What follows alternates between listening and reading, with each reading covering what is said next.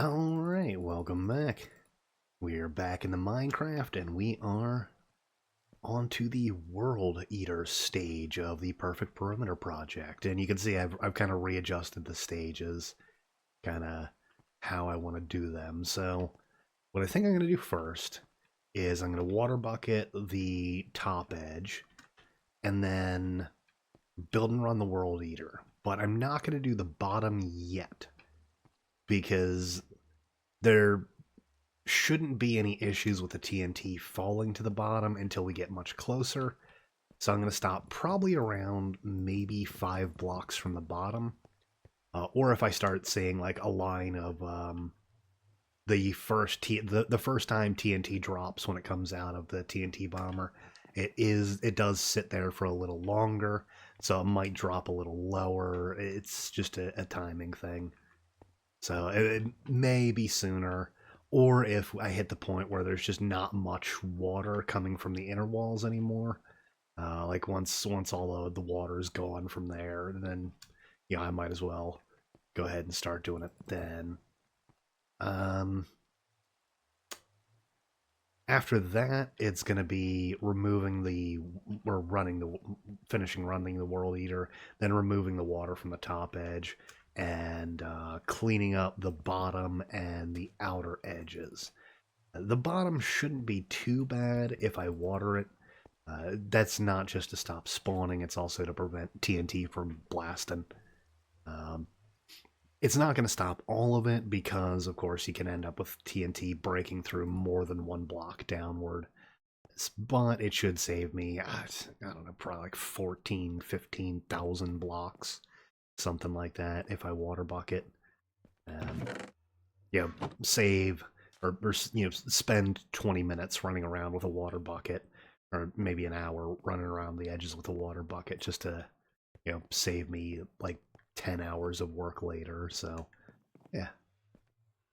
And let's go ahead and get to the edges. Yeah, I got my bed, got food, got some. Okay, just making sure I got everything prepped. And I'm not going to do the wide side edges because it should never blast them. And the reason being is because the whole World Eater like return carriage thing is going to be on one side and the bomber is going to be on the other, for where the sweepers go back and forth. So it should never actually like touch the outer wall on the wide side, but on the thin side it does. I have tested that, so yeah. I don't think this will fill. Yeah, this doesn't fill like an infinite water source when it's running off of an edge like that. Okay.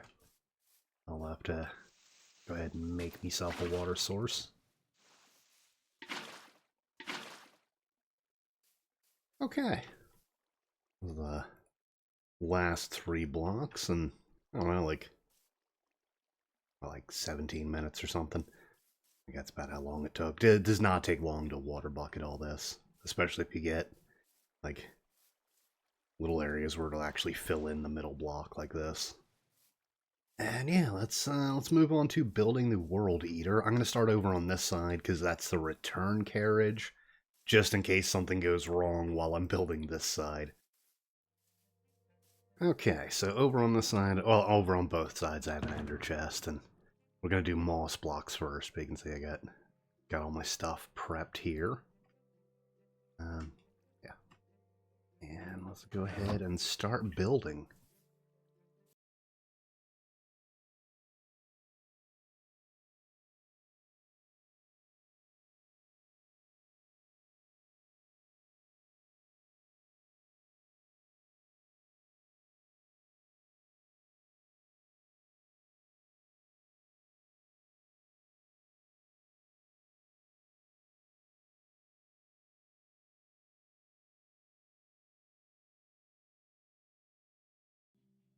Alright, so build time on the World Eater was probably about 2.5 hours, something like that. Not actually that long. I mean, just use Lightmatica. The last time I built a World Eater without Litematica, it probably took me about 12 hours. So yeah, just use Litematica. Don't be that guy. You can see I did remove the AFK pillar here, and I disabled the witch farm because the waterlogged trapdoors inside of it would end up interfering with the sweepers. So that's been deactivated, and I also took out the pillar leading up. So what I did was, in between building and now, I went and I grabbed a couple of elytras and just put some rockets down in there, you know, just in case something happens, and you know I end up splatting on the ground or something. And I can move that, and I guess we can just remove this. So yeah, let's get this started. And this World Eater is actually pretty easy to run. You just come down over to the bombing side and remove one block.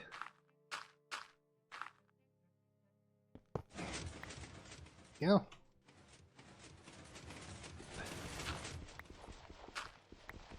Down. Oh god. TPS getting real low. There we go. There, go there, there, and gotta make sure I stay above the bombings. And then let's go ahead and get to the time lapse.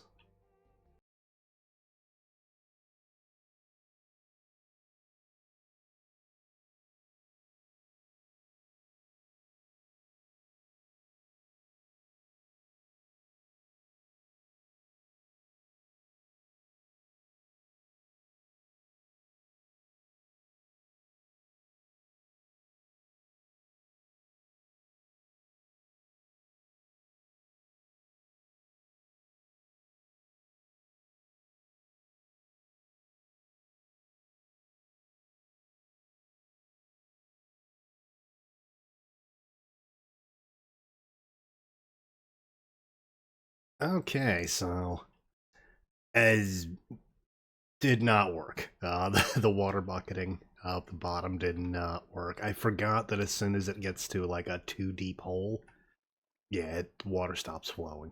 It stops making source blocks. So did not work the way that I wanted it to, but oh well. It just means I'm gonna have to spend quite a few hours patching these holes up.